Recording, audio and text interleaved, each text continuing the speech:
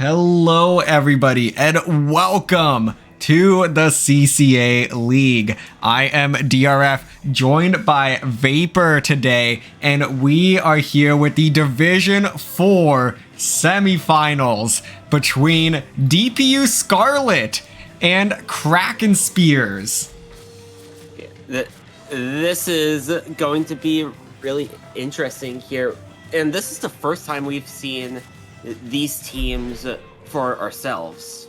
Yes. So it's going to be really exciting. DPUScarlet from DePaul University going up against Kraken Spears of the University of Central Florida. We're going to start things off quickly to spot zones on Wahoo World.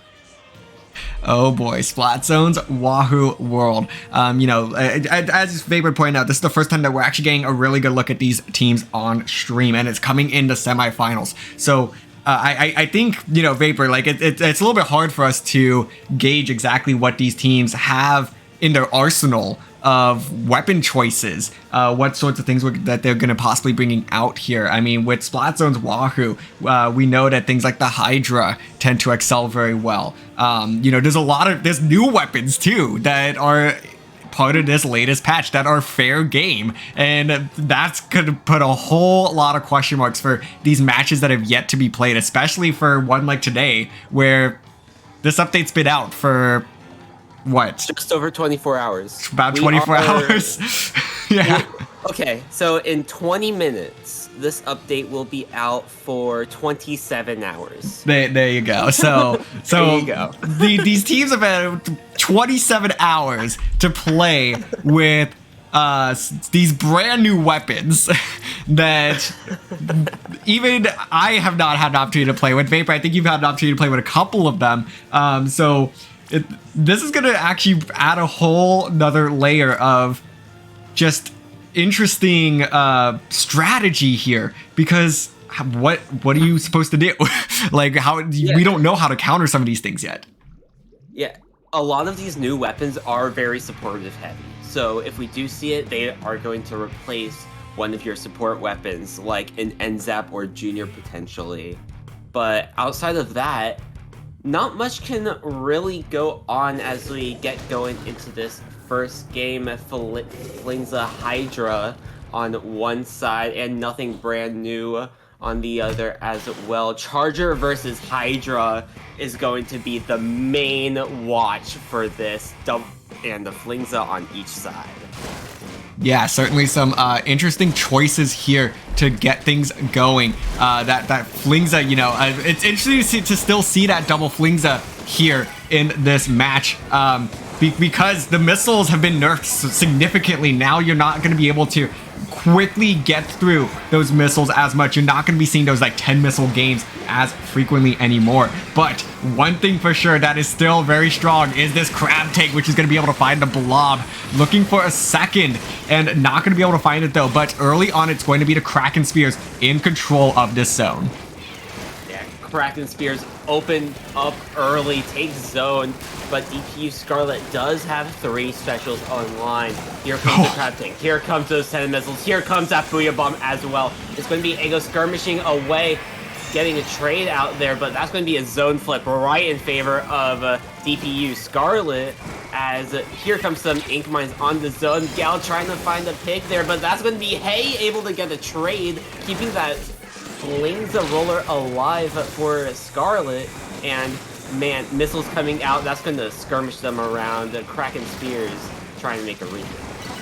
Yes, and it looks like with that one pick there, they will get control of it and maintain the lead. A great stop there from the Kraken Spears out of Central Florida. Now it looks like they're going to be pushing up, trying to get a couple more picks, and yes, they do.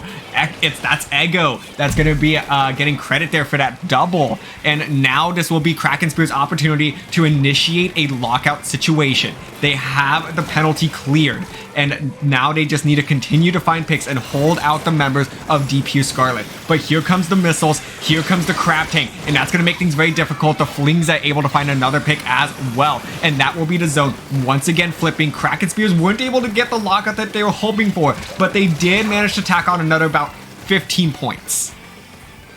I love the position Kraken Spears is holding here.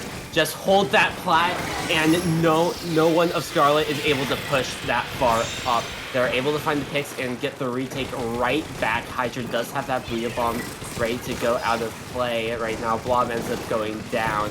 But man, this gal popping off, finding two. One more dropped over on that left side, but they're focusing towards this Flingza on that plat.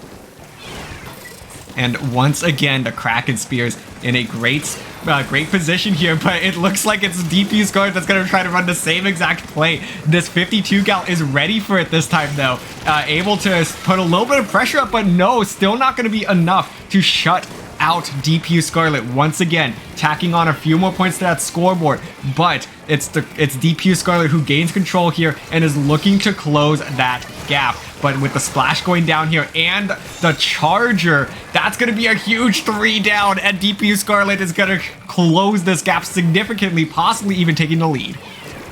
It's only the Flingza and the splash out of spawn keeping pressure up.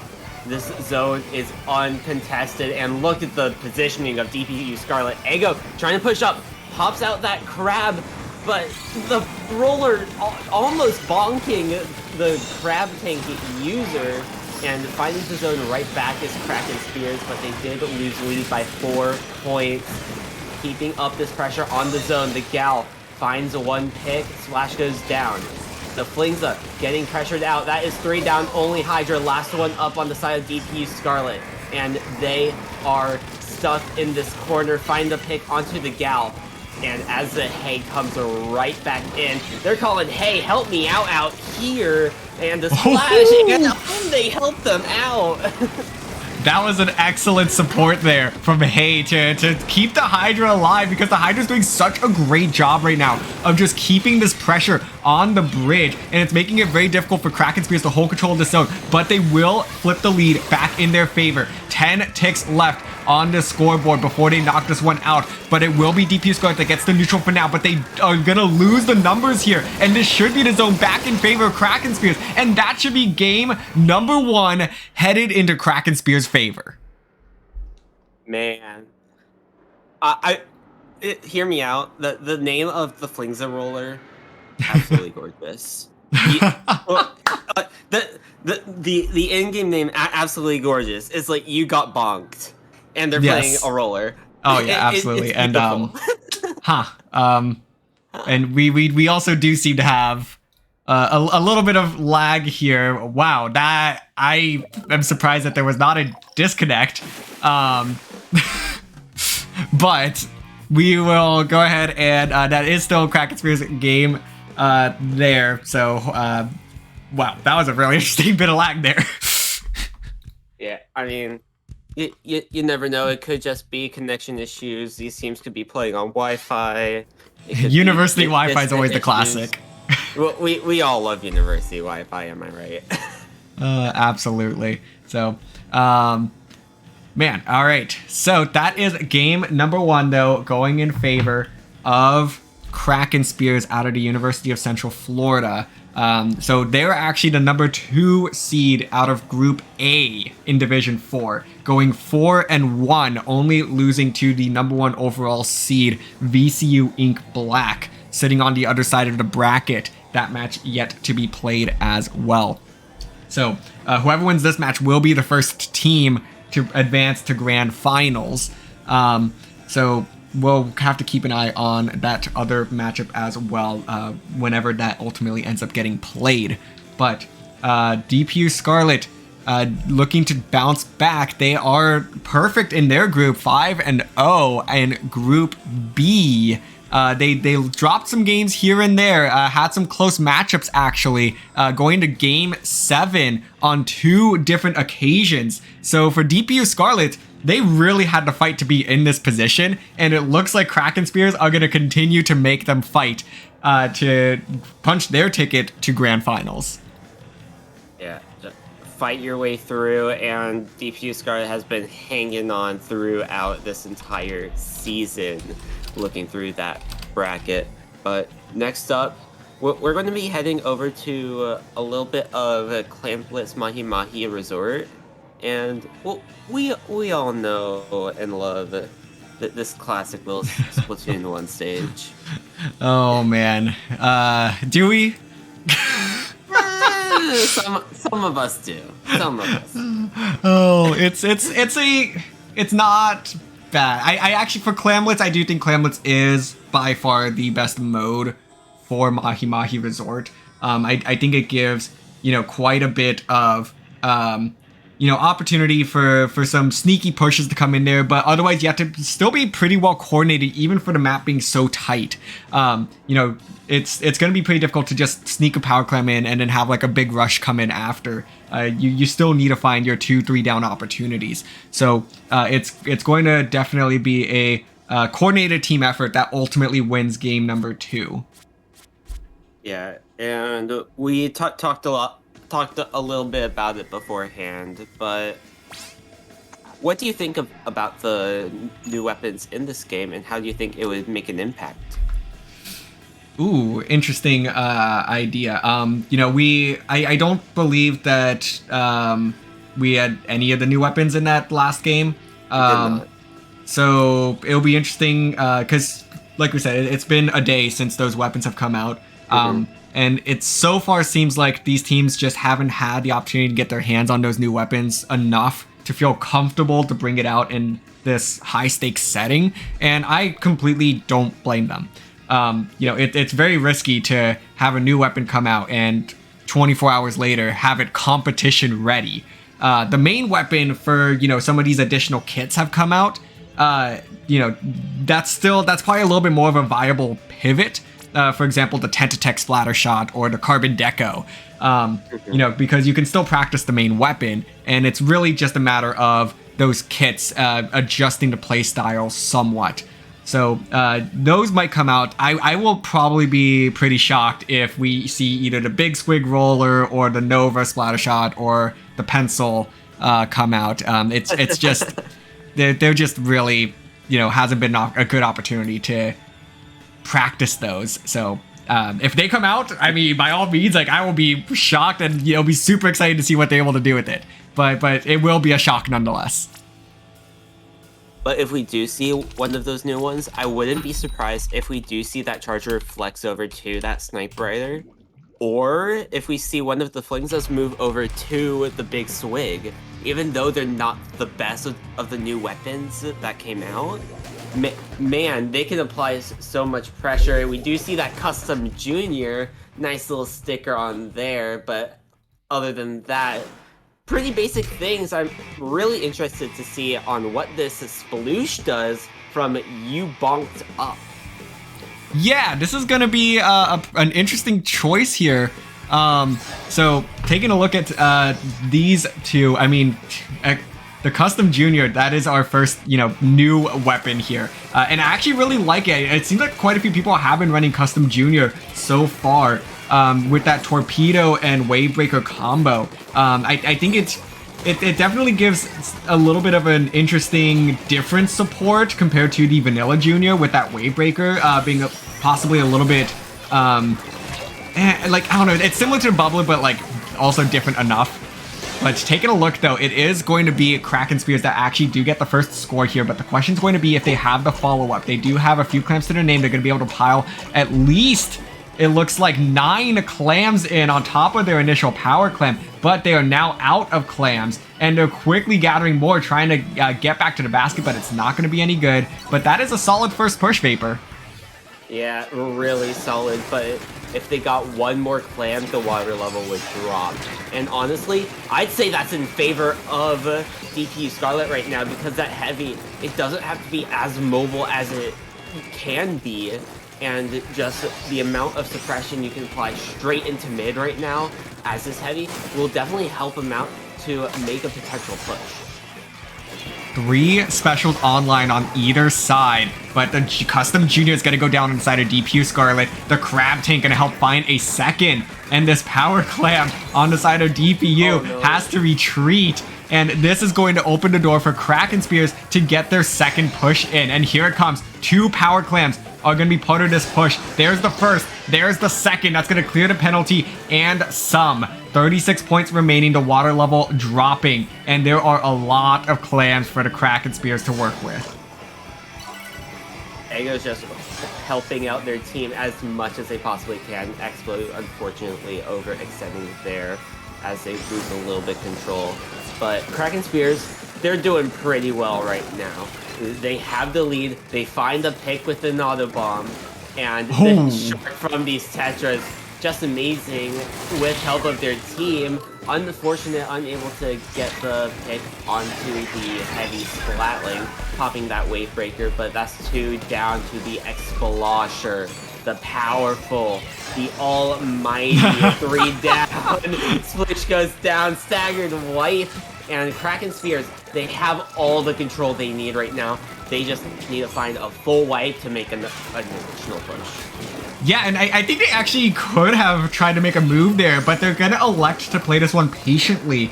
They already have a lot of map control here, and actually, you know, I actually kind of like the decision to slow it down. They did get a delayed wipe, it seemed like there, and they're gonna go ahead and slow it down. They have this center area of the map completely on lockdown. Finally, though, it's going to be DPUScarlet that's able to utilize some of these specials to get back in, but the specials are really only there to protect them and hopefully get 1 pick. There it is. Finally going to get a second as well. But Kraken Spears, I think they really did what they needed to do there, and that was just slow down the game a little bit and, you know, play smart. You don't need to force anything.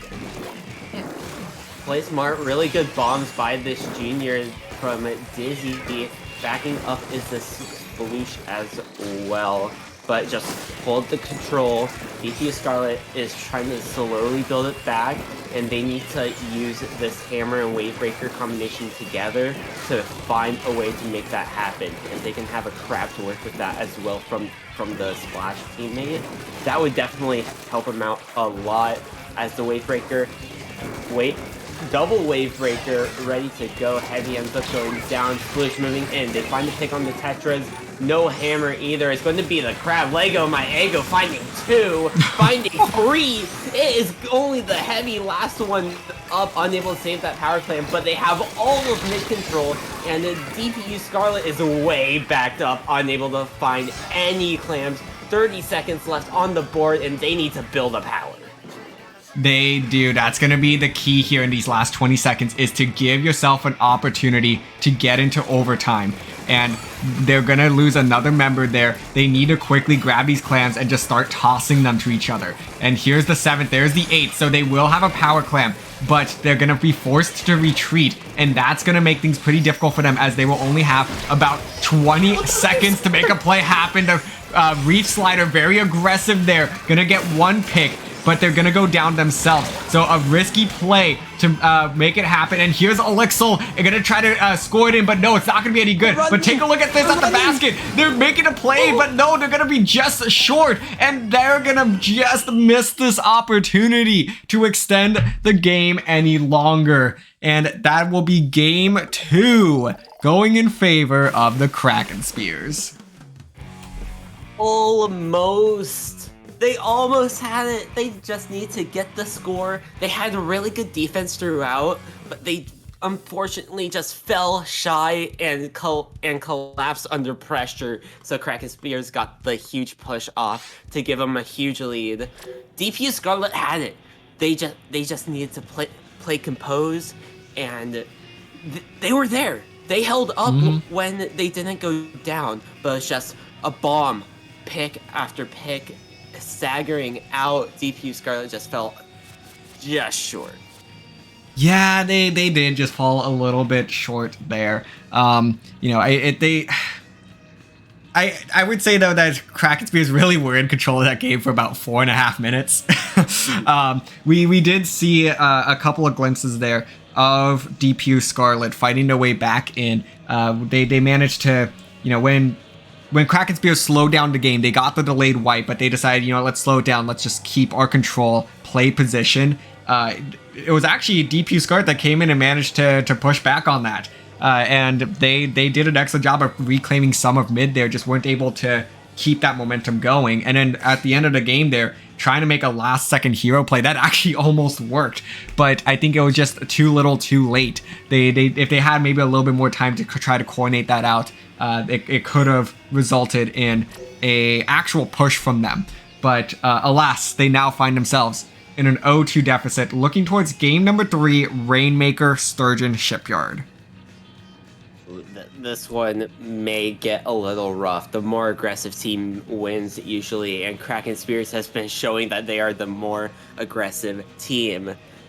Yes, play passive until that first checkpoint, but after that first checkpoint, everything can snowball if you can play aggressive.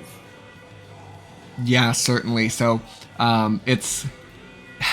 You're right. You have to play it this one pretty aggressive. It's... The game normally doesn't go in favor of the team that plays passive, you know, or hardcore defense, because you need to be able to convert that into a strong offense. That first checkpoint tends to be very difficult to get in the opening 2 minutes. So you can play defense then, but at some point you have to find an opportunity to up the aggression and turn defense into offense. I mean, defense does win championship, but defense wins championships because you're able to convert into those big pushes. And that's what's going to be needed here by either of these teams. We've seen that from Kraken Spears. DPUScarlet has had some decent defense, but hasn't had the opportunity to make those strong pushes themselves. I am interested in if we'll see that heavy come back out. The heavy can be really strong on that snipe and hold that defensive line. But man, once they lose that first checkpoint, they're going to have a really rough time. The Hydra comes back out for them, and it's going to be the E leader on the opposing side. Man, we love these challenger matchups, but Chargers just unfortunately come ahead of those Splatlings. I'm really interested about this NZAP pick, though, from Disney. Yeah, the NZAP pick is certainly pretty interesting. That Tacticooler, I think, is going to be their key to leading some of these pushes, trying to, you know, build up some of those skills with the swim speed and whatnot. But early on, doesn't seem like they're going to get an opportunity to crack one out. They do pop the Tacticooler, but it's DPUScarlet that's on the offensive. Finally going to get shut down by this E leader, doing an excellent job of getting back on that perch to shut that one down. And it's going to be the Hydra to shut down too on the opposing side. That's going to be the huge defensive measure for DPUScarlet. Have the Hydra sit up there. But if Kraken Spears can get set up over on that left side, that's going to be very dangerous, and it's going to be Ego finding a pick to clear out through mid. Hydra ends up going down, and that's going to be huge for Kraken Spears. 3 down, last one's backed all the way up. This first checkpoint's going to drop, and remember, as we said, Kraken Spears is the more aggressive team, and they have this Tacticooler ready. This can snowball really hard if they're not careful. Yeah, but they are going to get 2 down. That's going to help tremendously, but they do pick up the Rainmaker, push it a decent ways beyond that checkpoint. So DPUScarlet will have to find that checkpoint and make a solid push from the checkpoint themselves. So 46 points remaining, pretty good on this map mode for 2 minutes in. They have 2 minutes in. As you said, Booyah Bomb ready to go, and this Rainmaker was picked up by Hay. DPUScarlet, they need to find a way to get into mid, but it's just struggle for them to even move in, especially when someone's on your snipe. You can't really take care of them really easily. Your Flingza goes down. What do you do? Someone's just sitting right up there ready to drop whenever. Oh, and that Rainmaker timer just goes so quick whenever you trigger that retreat. And they are already running out of time. They basically need to hold forward here. They're going to go ahead and reset it. That's the smart play. Okay. I'm sorry, you what? You what? Okay. What? Yo, let's go. What? Let's go, boys.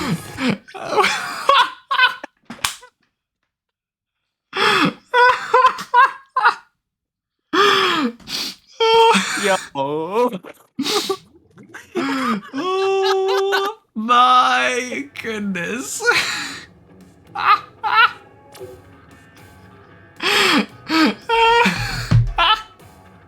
take those. Okay, wow. I can't tell if this is a thanks Nintendo or thanks University Wi-Fi. It could be both, to be honest. I have no idea. But I don't think we have quite had something like that happen on the CCA stream before. That was gorgeous, man. That was absolutely beautiful.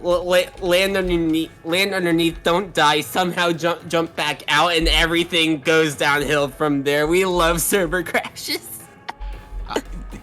Yeah, so, you know, so per the rules of CCA, this appears to be a host disconnect. So if the host disconnects, the opposing team should host the following matches.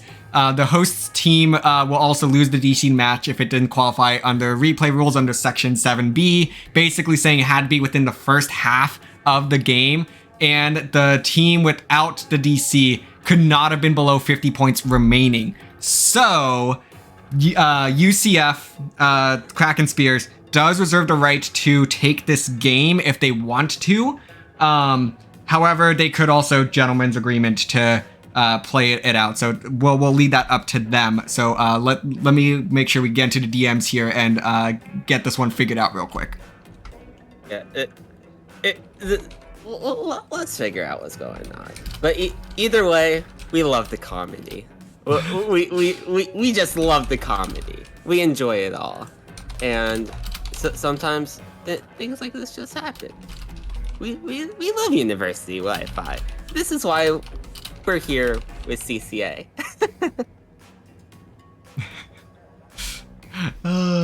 Okay, we're gonna go ahead and get this sorted out real quick. So just give us a few moments. We're gonna cut to break real quick, get back into the lobby and get this match underway, and we'll provide an update as soon as we have it. So stay tuned, everybody. We'll get this sorted out real soon.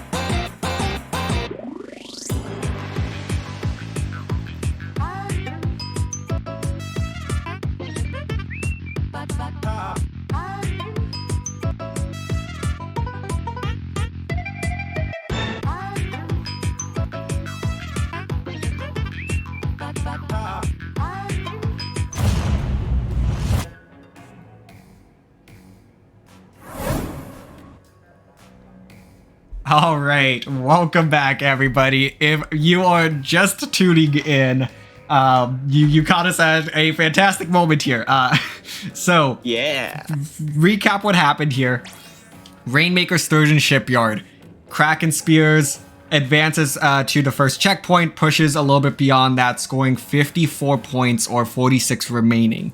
And per the rules of the CCA League, you can the match is a replay if it is in the first half of the match, first 2.5 minutes, and the opposing team that was not part of the disconnect, in this case we're going to rule that as a host disconnect, the opposing team has not scored more than 50 points. In this case, the second part of that does not apply. So Kraken Spears reserved the right to take the game, and they agreed to take the said game. So Kraken Spears will now be up 3-0, and we will go ahead and move on to game number 4. And game number 4 will be Tower Control Mince Meat Metalworks. And man, I don't know how I feel about this. I see it so often. I enjoy it, and I also hate it with a burning passion sometimes. So, I get where you're coming from. Yeah. Mincemeat is such a polarizing map.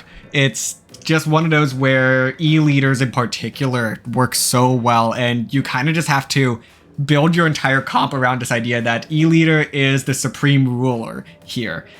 So like, are you going to try to counter with your own E-leader, or are you going to try to go with a more aggressive comp, try to, do specific things to counter that? Does the other team even have an E-leader? Like, you have to work with those backlines in mind. Crabs as well are something you need to keep an eye out for. Splash is a very popular pick here because the crab just has so much free reign, especially if you're able to set it up on that center grate.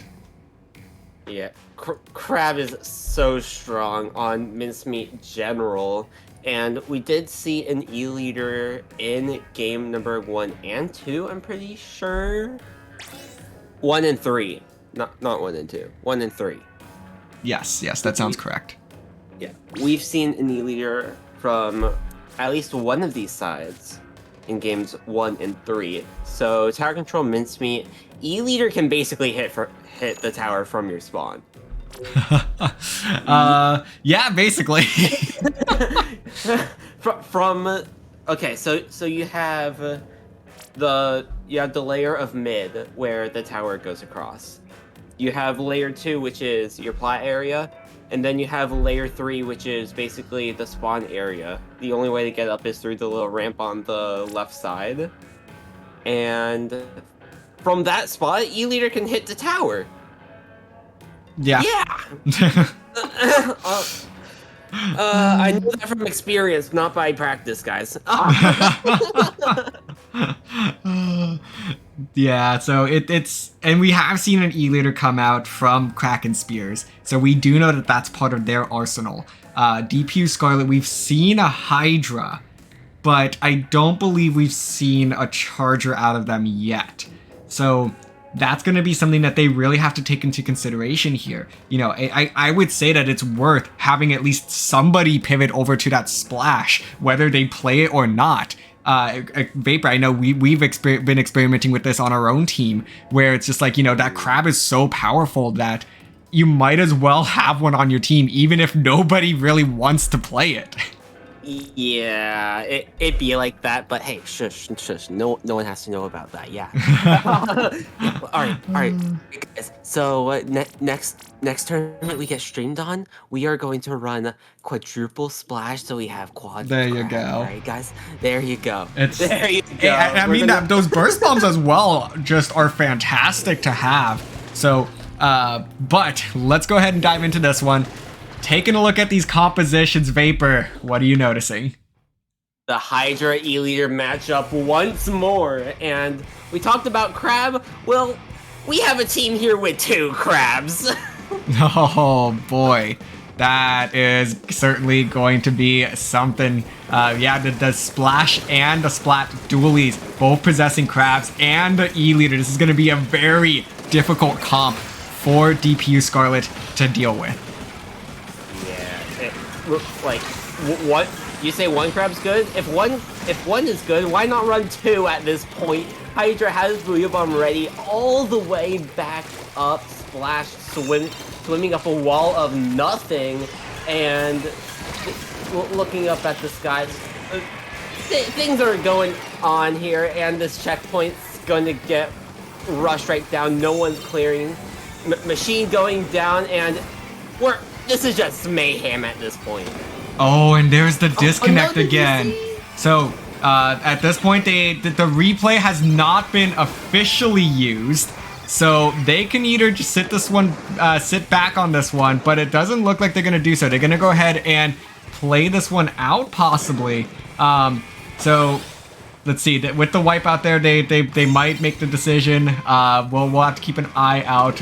What are they gonna do? Because they can stop play here. They have not used their replay, and that looks like exactly what's going to happen. So we'll go ahead and have these teams knock out. Yes, there is the conclusion of the battle.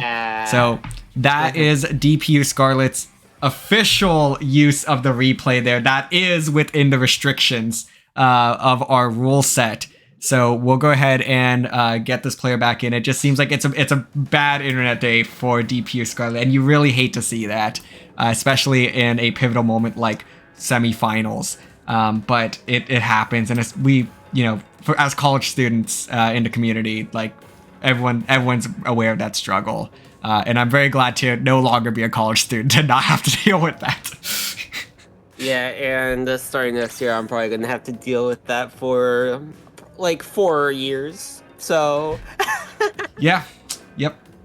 So everyone in college, everyone who has been in college and dormed knows that exact struggle.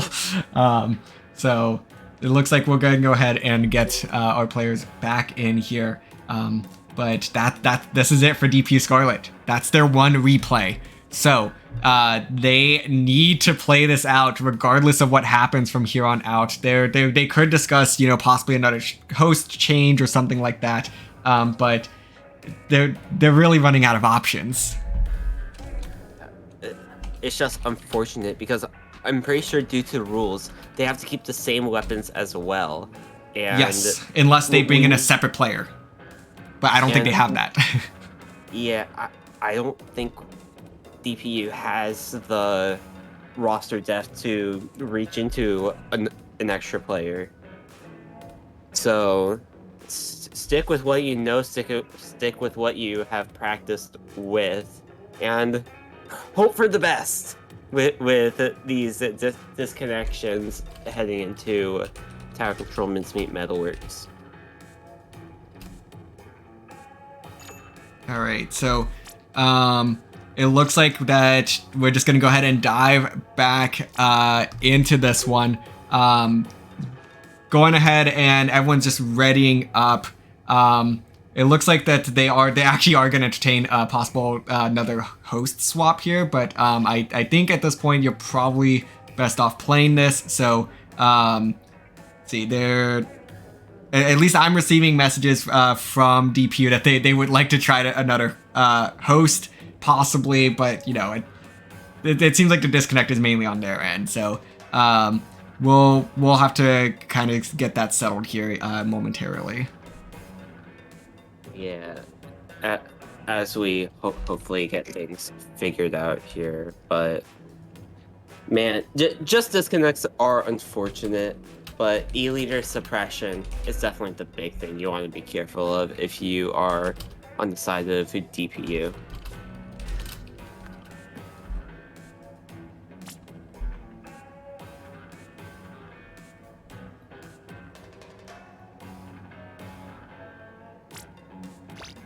Okay, so it looks like we will go ahead and get that host swap.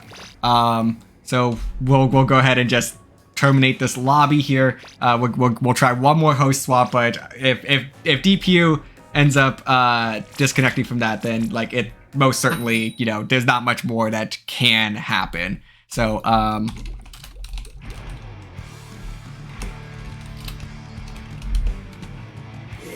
all right, so we'll go ahead and just get in here. We'll terminate this lobby, and then we'll go ahead and get things changed up one more time. And we will hopefully actually get this figured out. Hopefully no more disconnects, but we'll go ahead and take one more brief break, get this sorted out once more.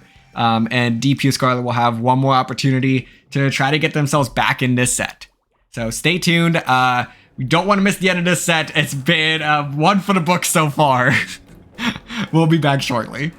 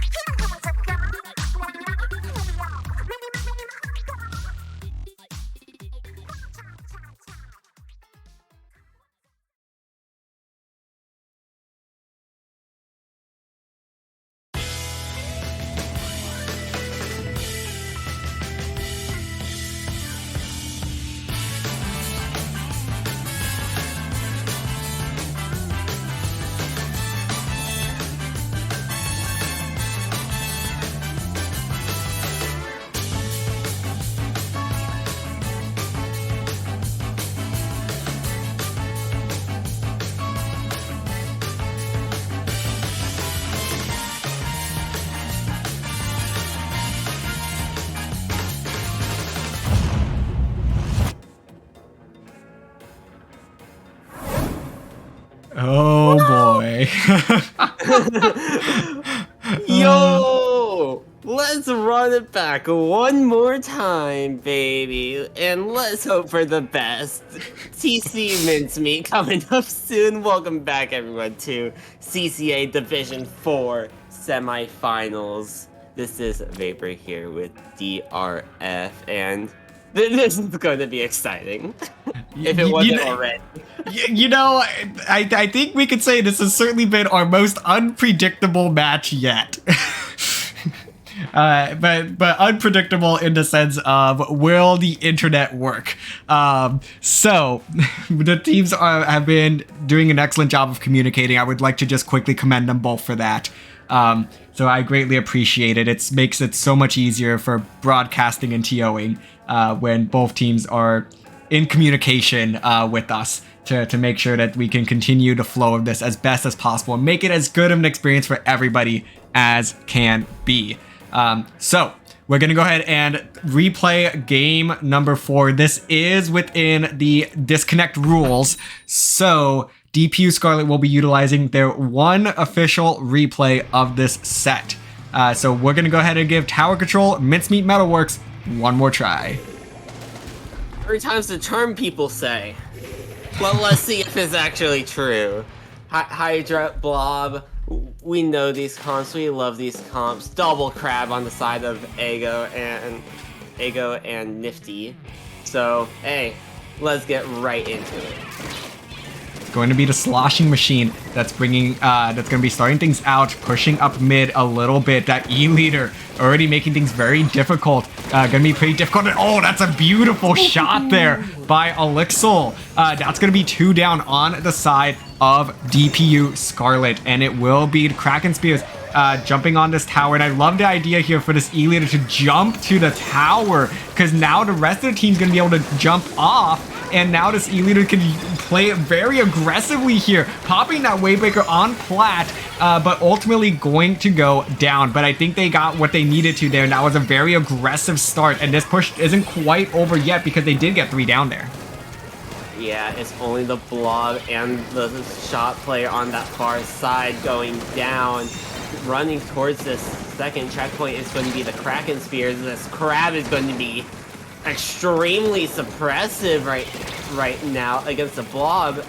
Able to go down. It's going to be Ego going down. This Blob just chilling here. Has that Storm ready to go. Dooley's down. 1 down each side. Blob going up this tower, getting ready. Pop that Storm, and they're going to rush for this first checkpoint. Ooh, and they'll get the trade there. The Blob was trying to shark that one out a little bit, just force their way to the checkpoint, but ultimately going to get shut down there. So they do get some points on the board, a little bit of movement of that tower. And look at how much orange paint is on this map, just how much map control Kraken Spears has at this stage.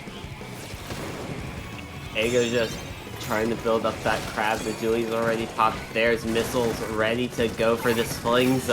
Here comes those missiles, and the slow timer of the 10 missiles reset before you can even pay up to find another set is actually really a huge nerf that we had in this recent patch too. So you can't really build up those missiles right away.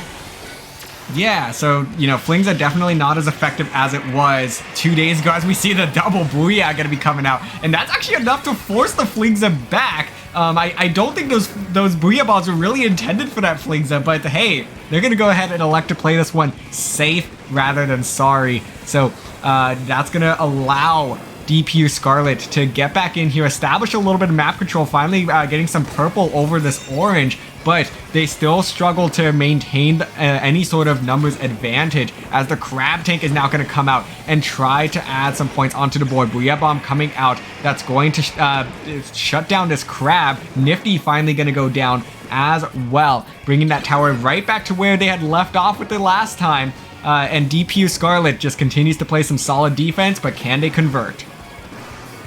And they can only really convert with this Trizuka play, which all of those shots unfortunately missed.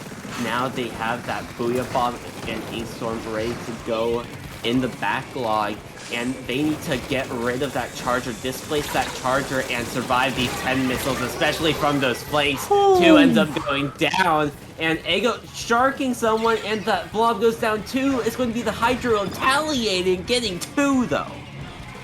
Wow, that was a bloodbath there for a moment, as multiple people going down on either side. So now it's going to be a bit of a reset here. Kraken Spears still maintaining a fair bit of this map control. They just have so much painting power on their side. But DPUScarlet now with a couple of specials, this is going to be an opportunity for them to start pushing back. Hey, gonna get pushed around by those missiles, but the Booyah Bomb is going to try to displace that E-Leader, doing an excellent job, and it's gonna be the Trizuka that trades with the E-Leader. That's a huge pick. The roller's right there. No, unable to capitalize off the picks. The Hydra is in a really good position, but once that E-Leader gets set up like they are right now, it's going to be really hard to do anything, especially when someone rushes you. They do end up going 2 down on the side of Kraken Spears, but this E-Leader is just so suppressive. Here comes those 10 missiles. Booyah Bomb being popped by this Hydra Splatling, surviving those missiles. Splash goes down out of spawn. E-Leader finds a pick onto the player on that tower. Another going down. They need to find this checkpoint, but there's no time left. The Blob's last one alive. They go down, unable to find anything off that. Kraken Spears is going to take a game number 4 here. This is match point. It is match point for the Kraken Spears. DPUScarlet definitely was hanging around on this one, though. I think they're starting to slowly figure out this Kraken Spears team. But I think, you know, we said it going into it the first time around that we felt like the comps really was in favor of Kraken Spears. So that's going to be, you know, I don't think that we were particularly surprised, but DPUScarlet made it pretty competitive there. Yeah, and they definitely made it competitive. We've been hyping up their defense this whole set, basically, and it showed how strong their defense can be when they stay alive. But the pick after pick that Kraken Spears are getting is just too strong for them.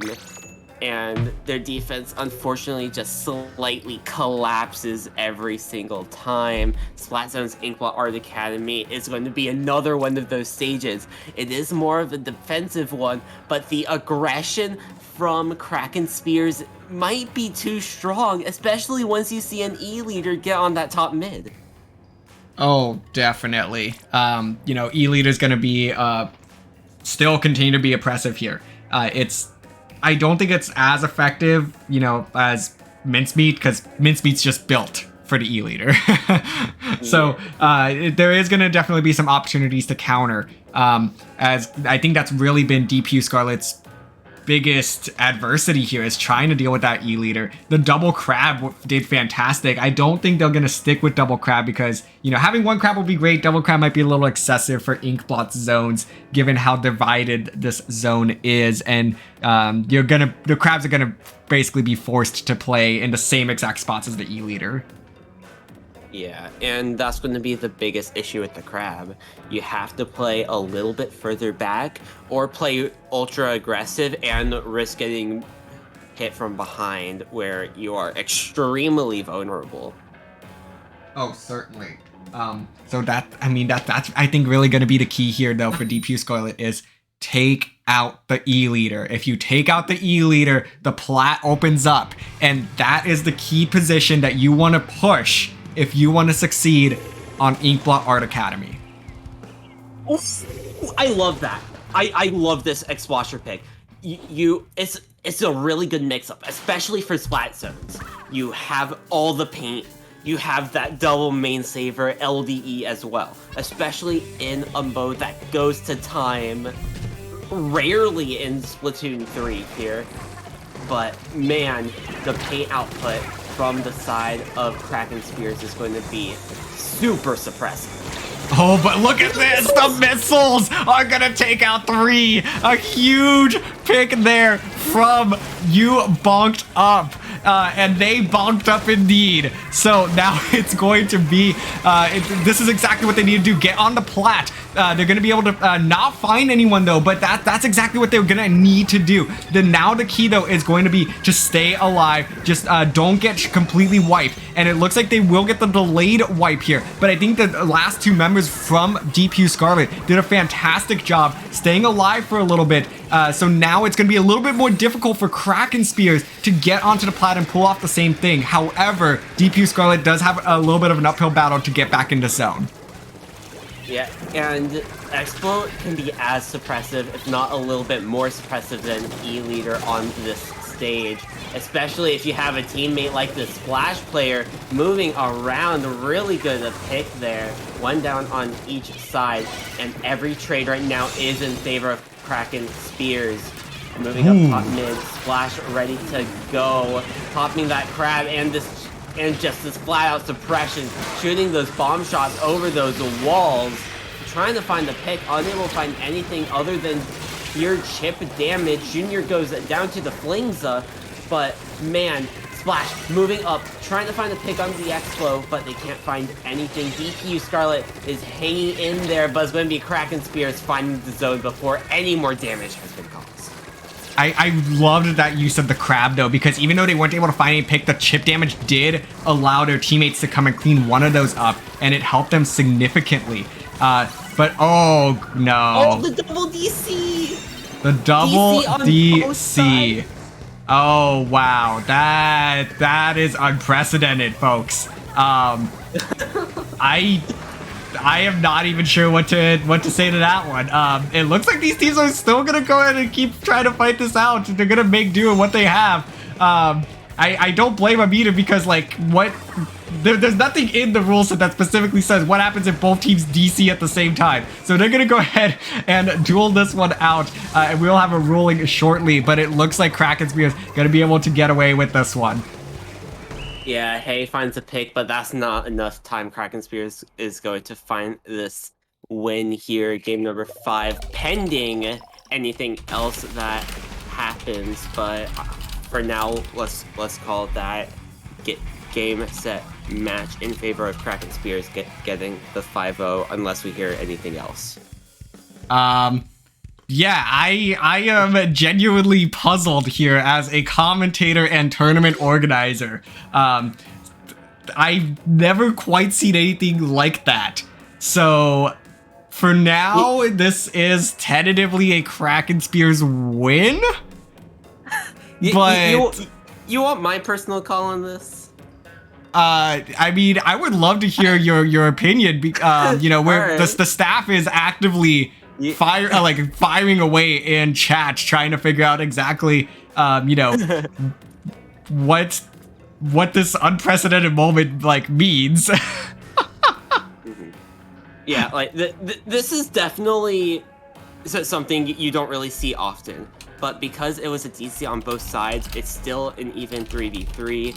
I personally would count it, no matter what the score would be. But that's all up to staff and staff's decision. I am not staff of CCA at all, so gotta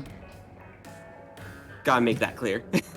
Yeah, no, I appreciate that that little asterisk there to But yeah, we're quickly trying to get things sorted out in chat between these two teams, because this continues to be, like I said, I think the single most unpredictable set that we have seen all season, for just a variety of different reasons. A lot of them connection based, but yeah, we're gonna just continue to sort this one out. The teams do intend to play all 9 in true CCA fashion. So that's going to be something that we'll continue to do regardless of what this game ultimately comes out to be.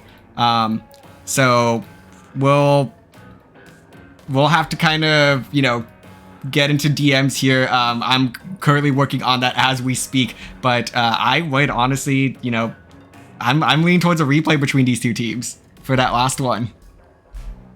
I mean, what seems fair seems fair, and if a staff decides that is the most fair way to play it, then let's see a replay. I'm up to see a replay for Inkblot Zones all the time.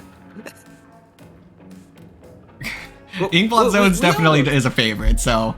Yeah, we all love the Inkblot Zones on Spectator. But, all right, chat. Let's get a poll going. Raise your hand if you like Inkblot Splat Zones. Well, all right. I'm raising my hand. You can't really see it, but I am. Yeah. Well, who doesn't like Inkblot Splat Zones?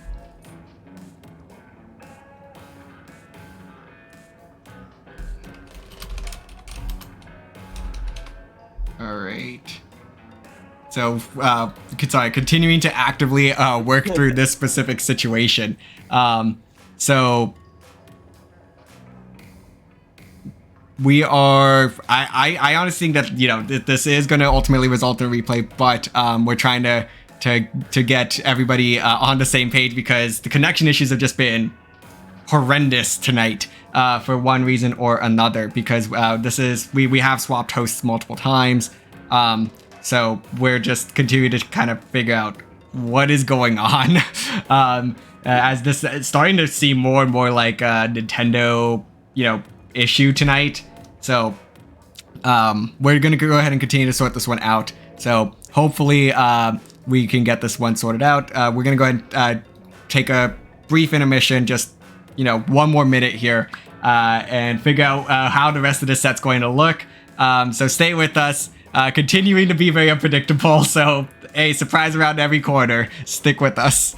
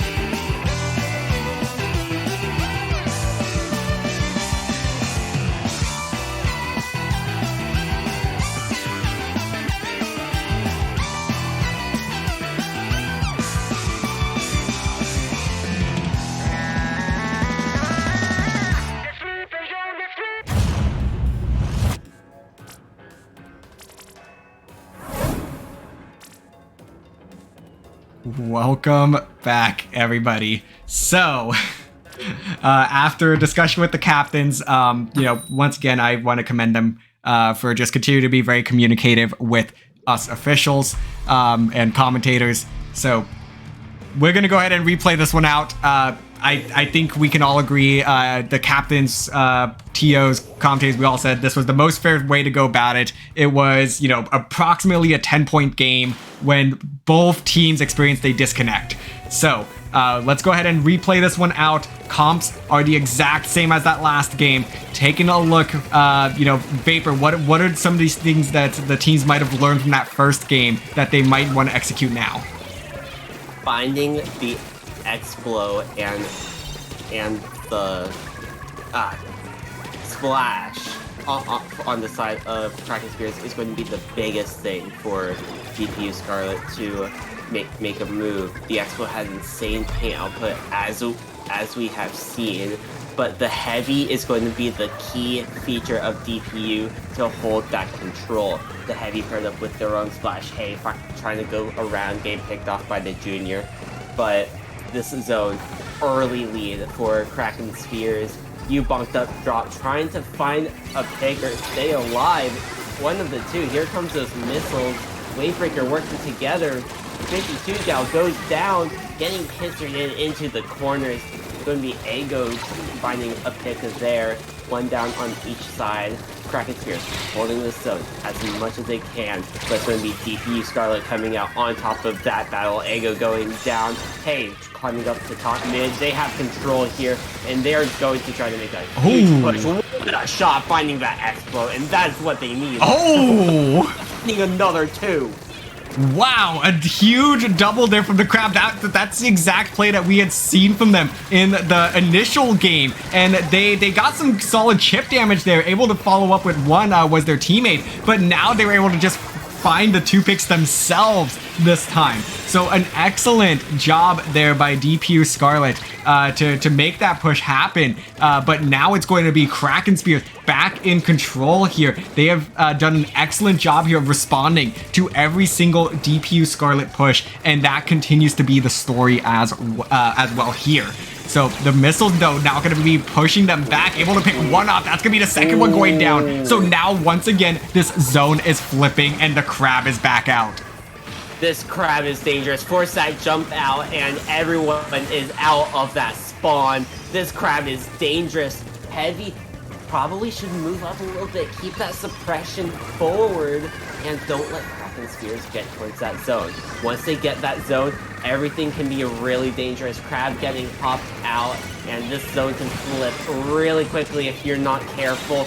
Crab does expire, but DPUScarlet is holding the zone for a little bit longer. As the Flash finds one, go down to the Wavebreaker. This lead slowly chipping away, so close to flip the lead, and they will get it. 1 point difference between these two teams. Wavebreaker ready to go, getting popped out. DPUScarlet holding the zone just a little bit longer, but before Kraken Spears take it right back, finding two down. DPUScarlet taking a notable lead, I think, for the first time in this set. So that's going to be huge for them. But Kraken Spears already within 20 points of erasing this penalty. They're going to find one. There's the second. And if they get the third, they will most certainly grab the lead here. The Crab ticket expire right on time in the perfect spots to get picked off. So the lead will switch back in favor of Kraken Spears. And now time is running out for DPUScarlet to extend this set and their opportunity at Grand Finals. Here they come, diving on the zone, but that's going to be 3 down, and Kraken Spears will advance to Grand Finals.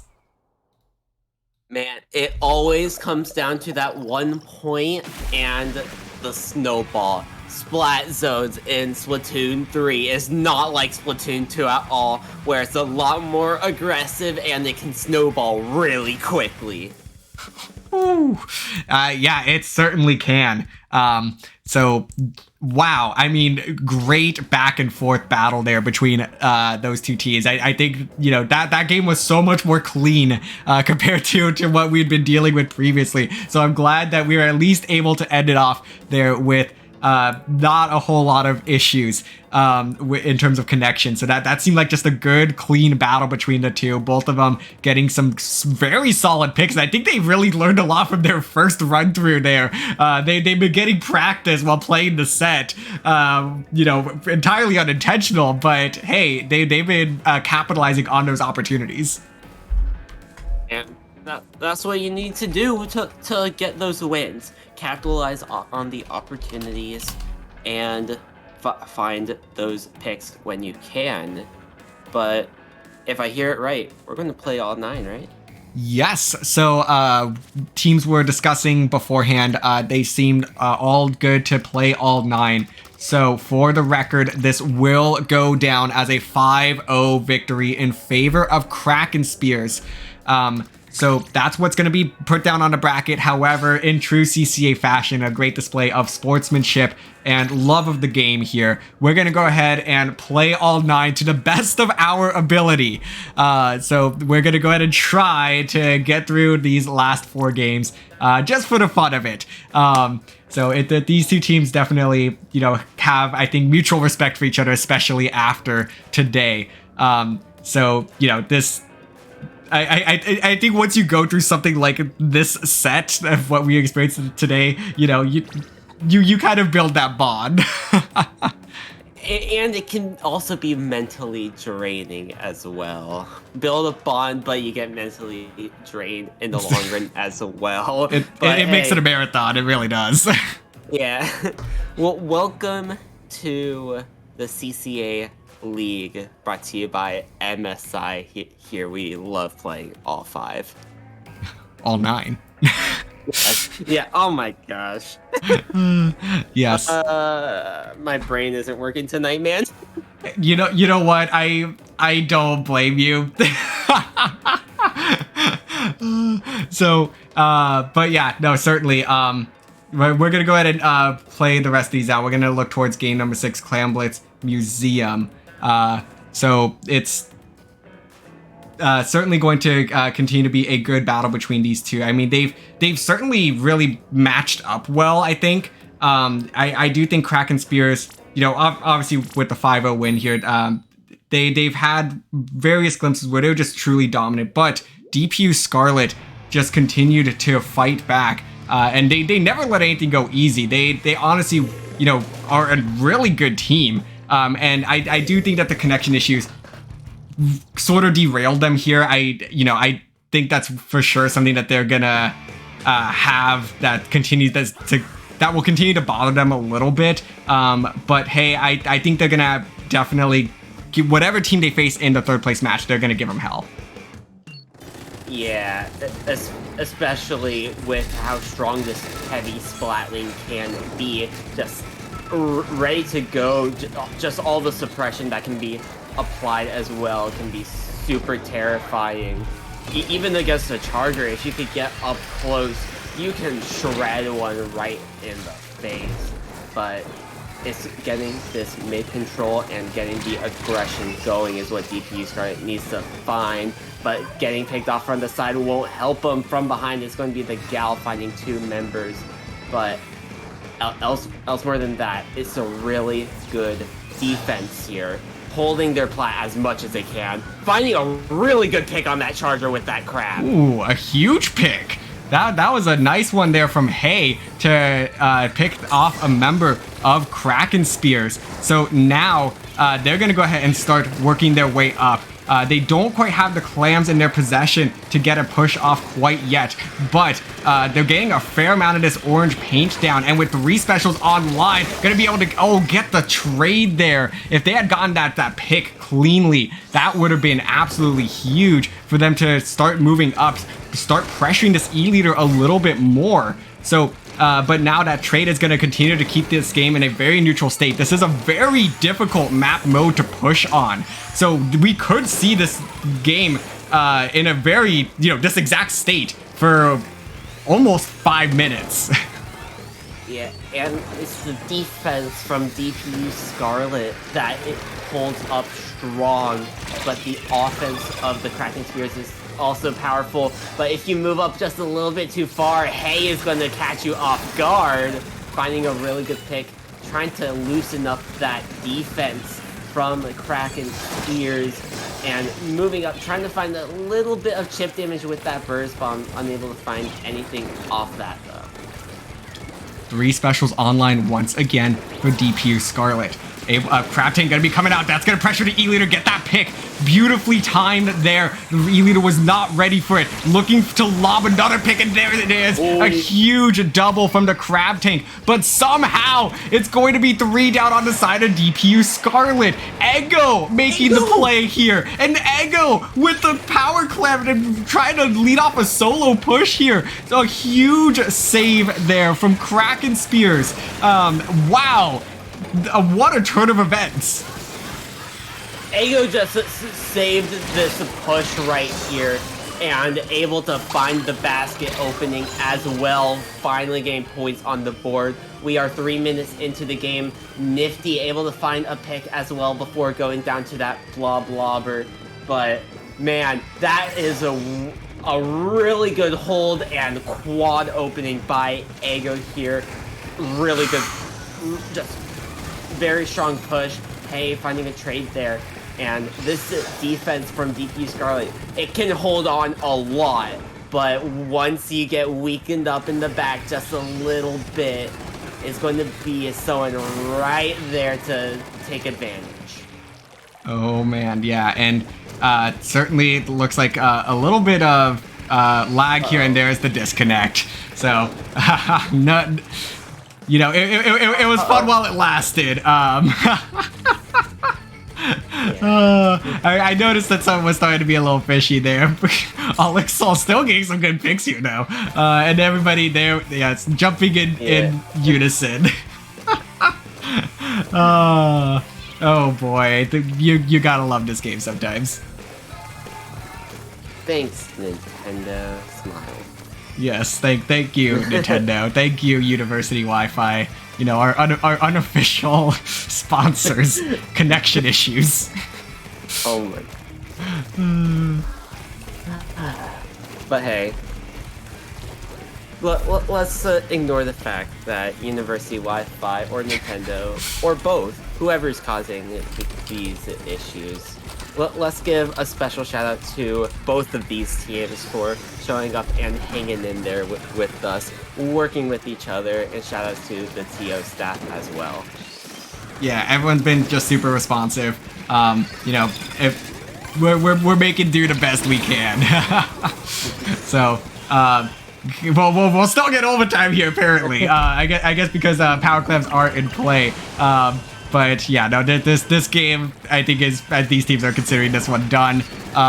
So we'll go ahead and get everyone back in the lobby here, and you know, the set is over.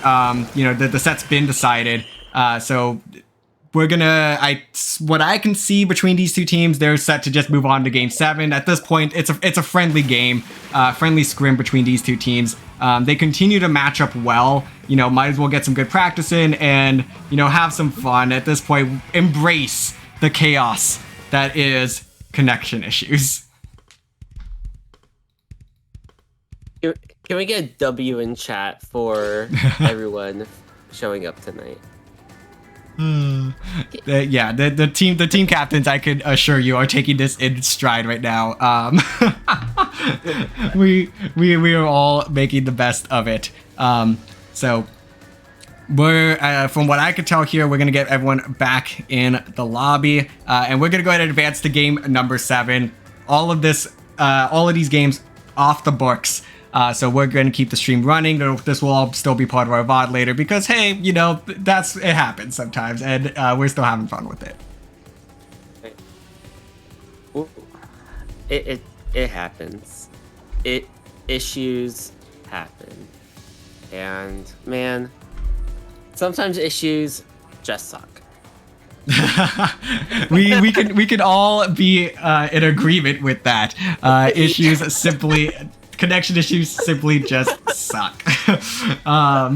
So we'll getting everyone back in here, looking towards game number 7, and that is going to be Rainmaker Hagglefish. Oh boy, last time we played Rainmaker. That's when everything really started to go south. So now since we're going back to Rainmaker, does that mean that everything will fix back up again? You know what? We can certainly hope so, Vapor. I don't know if that's actually going to be the case, but we can certainly hope so. Yeah, but let's hope everything is right heading into Rainmaker Hagglefish. Things go down, fix things back up. What starts with Rainmaker ends with Rainmaker. Am I right? I don't know. Does it? Do we start and end with Rainmaker? I mean, I'm gonna hope so for our sake, for everybody's sanity at this point. Okay, well, these teams are gonna go ahead and get readied up here for Rainmaker Hagglefish. So you know, what are the keys to victory here, Vapor? Finding that first checkpoint and finding that second wipe. If you can get that first checkpoint and find a wipe right afterwards, you can get huge points. Right in front is that first checkpoint. Get there, you jump onto the ledge after re-grabbing the Rainmaker, 32 points on the board. And you can do that really early. Yes, you certainly can. And there's two ways to approach this as a result. If you can charge that center checkpoint, that's going to be your quickest way to score points. However, it is significantly riskier. So I have been a major advocate for this throughout the season, to take that Rainmaker, swing it left. Take that left checkpoint. It's so much safer. And after you get that left checkpoint, if you're able to push it a little bit more, go for it. But if that Rainmaker ultimately resets, now you can target that straight away to quickly get more points on the board. But you want to be the first team to get the checkpoint, take it left. Yeah, that left checkpoint is definitely a lot safer, but you still need to get one or two down to even touch it because of how far away it is and how easily you can cut someone off from that. Early grab by Kraken Spears, but unable to find anything else out of it. Flash going down on the side of DPUScarlet, and this Rainmaker is just getting contested left to right. Hammer getting tossed out by this Splushamatic, finding two, going down to the Splatana Wiper, and we haven't talked about this much at all because this is the first time we see it. Yeah, the Splatana Wiper, a very interesting pick here. You know, one that has not come out so far in this game, but the post-patch, have you seen the inking power that is the Wiper now? Man, if you just shoot once horizontal, it can paint your entire feet and a path for you to swim right by. It's going to be really strong. Charger ends up going down, and that first checkpoint is going to go in favor of Hay and this Splashomatic team. And this push might not be over yet. Take a look at this. It's going to be the flank behind a Crab, but no, not going to find a second pick, and that's going to be a wipe. Everybody on DPUScarlet goes down. So now it is going to be Kraken Spears who picks up this Rainmaker. The bubble, I love the use of this, but no, it's a slight miscoordination, or maybe it was a diversion. Who knows? If that was a diversion, that would actually be a brilliant play there. But it's going to be enough to... Oh, the bomb getting the double, and this push is not over yet. All the way down to 29 remaining. There's the third pick, and here comes the knockout. There it is. Before any sort of connection shenanigans could happen, Kraken Spears put this one away.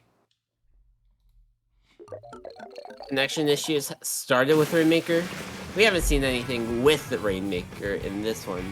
So hopefully that's a good sign. But again, that bubble play, if that was just a misdirection, gorgeous bubble. I'm gonna honestly say that might have been a misdirection, because on the surface level that just seemed like a misplay there. The bubble came out, but the Rainmaker ultimately swung left. It fooled me and you, at least. So So if that was truly meant to be just a disconnect or even just safety net, if the Rainmaker had to swing it back towards mid, that was well played and very unexpected. Even if I think even if that wasn't intentional, it still served, that unintentional purpose. Yeah, and it worked out.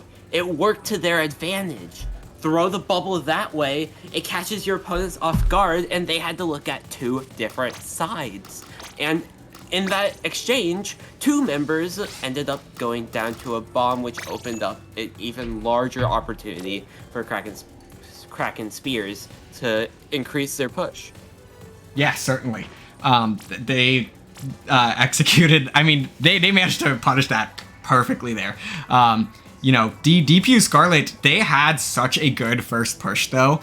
And it seemed like everything was in their favor. I honestly think that flank on the Crab Tank, if they were able to stay alive in that moment, DPUScarlet could have been in that exact same position as the Kraken Spears were leading up to that knockout. But sometimes just one thing doesn't go your way and everything sort of flips. So excellent response there by Kraken Spears. I mean, both those teams had great pushes going for them. But I did some great plays, honestly. Yeah. Either way, DPUScarlet, they opened out strong. Even though they lost that first pop, they were able to build the control. They were able to get that first and early checkpoint, but they were just unable to move that any further forward, unable to find the picks and stay alive to continue that push.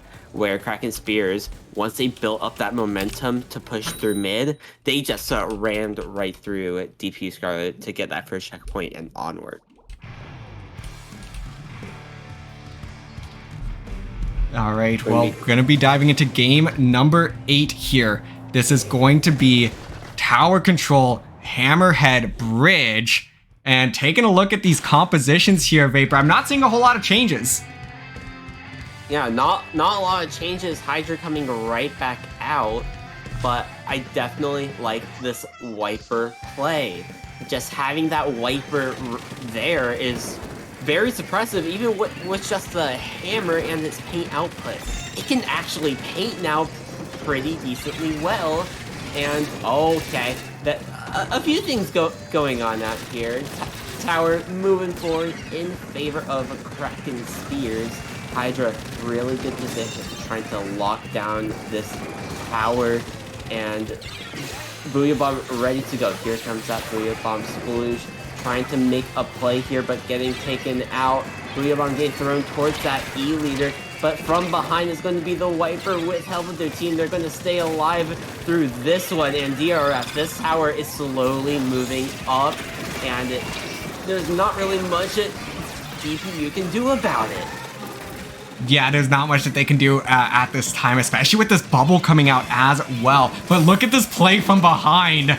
Oh, that's going to make things really difficult. Looks like the trade is going to take place from behind. And now a bloodbath on this tower 2v2 situation, as now it is ultimately going to be DPUScarlet who's able to hold off this third checkpoint. And they are going to get back control of this tower. But look at Nifty here. Nifty doing an excellent job of just holding position and not going to let this tower reset. Able to get back on. The Blob trying to fight back here, but no, not going to be able to do it. And that's 2 down once again on the side of DPUScarlet. So an excellent heads up play by Nifty there is going to keep this push going for Kraken Spears. And the crab bubble combination on that tower going to be so hard to push up. It's only the Blob left alive. They're going to be forced to stay back, and nothing can stop that tower from moving on forward. Hammerhead is such a lockout map where Kraken Spears got moved up, and they were just unable to get out of there from the members of DPUScarlet. Yeah, it just this one's hard. Like, I'm not a huge fan of Hammerhead for that exact reason. It's so lockout heavy, especially for tower control. It's just, if you get pushed back, once you clear that second checkpoint, things can just tumble so easily.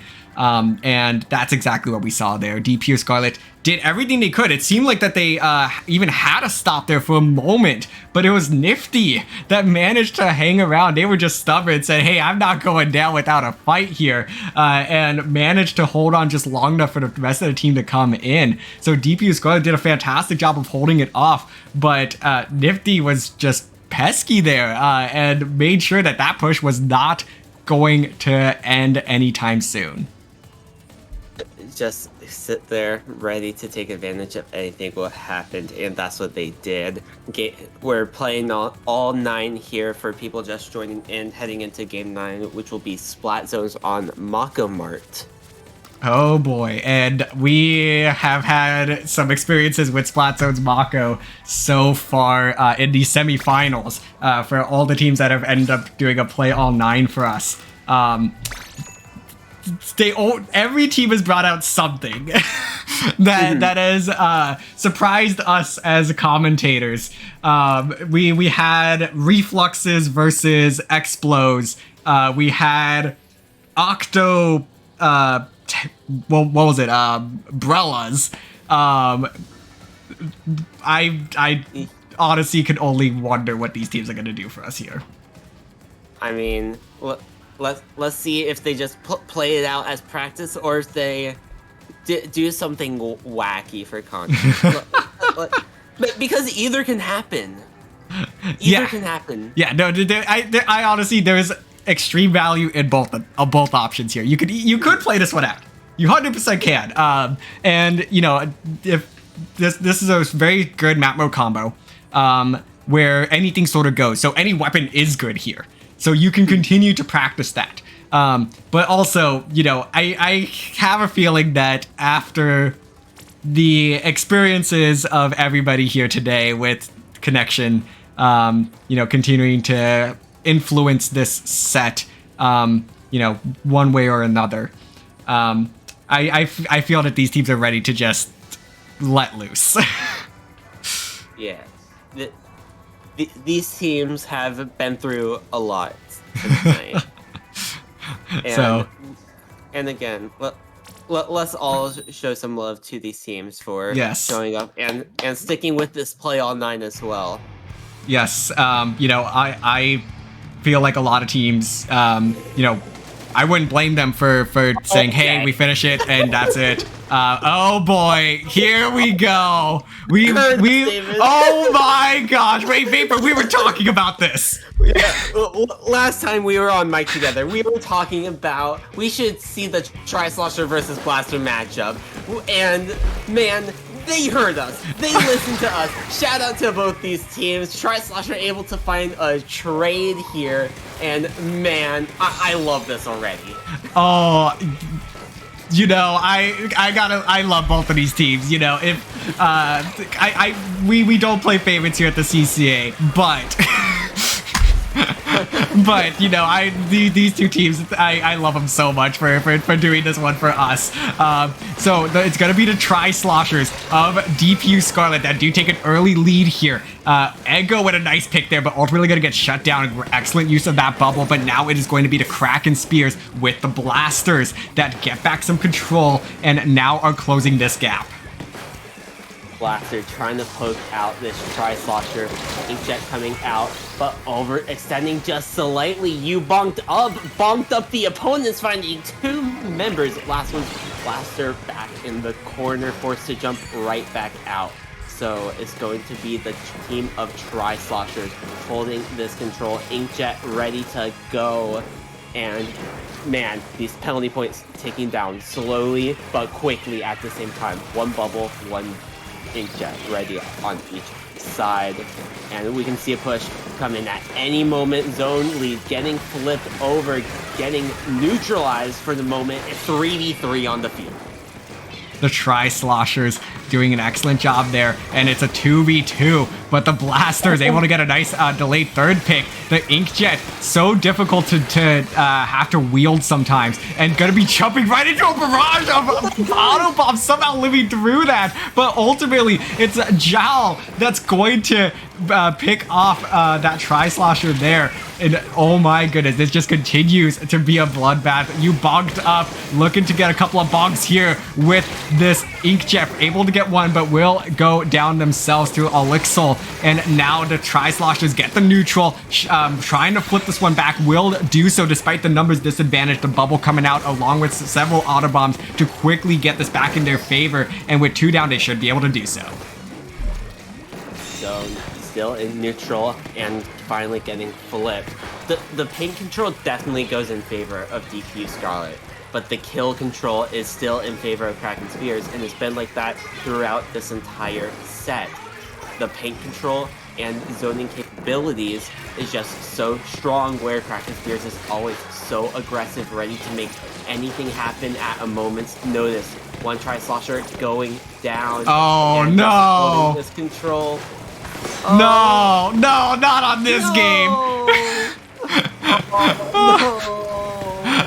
Oh, that's unfortunate. Oh, the Tri-Sloshers put up a good fight, but ultimately it was the disconnects that have won out here in this Tri-Slosher versus Blaster battle. Oh, pain. Pain. Definitely pain, but sometimes things just have to come to an end. Wow. In this unfortunate turn of events, Blaster's going to take the upper hand over the Sloshers. 1-0 in this one weapon versus one weapon victory. You know, I feel like the CCA it's officially going to be the grounds in which we test which weapons are superior. You know, the blasters will win this one, but they'll get a little asterisk next to the name due to the DC. Yeah. So as a Tri-Slosher main myself, I hope the Tri-Sloshers come back another day and put up another fight. Yes, there's still hope here for the Tri-Sloshers, but man, what a day. Yeah, definitely. We are almost 2 hours into this set. You know, best of nines don't typically take this long, but given that everything that has come through, wow. I again just thank you to both teams for sticking with it. So as we said, this will go down in the bracket as a 5-0 victory in favor of Kraken Spears. The score, it will never tell the full story though. DPUScarlet fought back so well in every opportunity they had. Just disconnect issues continue to play a major role in throughout this whole set. But I think everyone here between the captains, TOs, are content with this being the ultimate outcome here, and at least we were able to have some fun with it. So thank you to everybody that was part of this match. Yes, we like to thank these captains and players from both DPUScarlet and Kraken Spears for hanging with us for 2 hours and hanging with each other, build up that bond, and hopefully these disconnect issues will be fixed in the future for the DPU school, or hopefully it's just Nintendo issues. Yeah, because I was gonna say, because like it's honestly it's hard to pinpoint exactly what the issue is. You know, even though DPU I think had the majority of those disconnects, there were disconnects on both sides. So and we changed hosts a variety of times. So it's one of those just Splatoon 3 netcode moments. So unfortunate that this is the setting for it. But again, everyone I think did the best that they could to get this set through, and we still managed to play all 9, have some fun with it. So thank you everybody again. Yes, and sometimes fun things do have to come to an end. Where can viewers find you at, David? Yeah, so you can go ahead and find me on Twitter at DRF_Splatoon. And I guess I'll plug my Twitch, TritonDRF, but you're more likely to find me here on the CCA Twitch than my own Twitch, especially with Championship Weekend coming up Saturday and Sunday. we're going to be working on getting that schedule out as soon as the semifinals wrap up. Vapor, how about yourself? You can find me finishing up my dinner that is just sitting here in front of me for the past almost 2 hours. But you can also find me over on almost any social at V4P0R_SPL. We would like to thank you all for watching CCA League Playoffs Division 4 semifinals between DPUScarlet and Kraken Spears. We'll see you guys next time with our next matchup. It might just be finals. We might have another semis matchup coming up at some point soon. Thank you all for watching. This is CCA_Splatoon on Twitch, brought to you by MSI. Good night.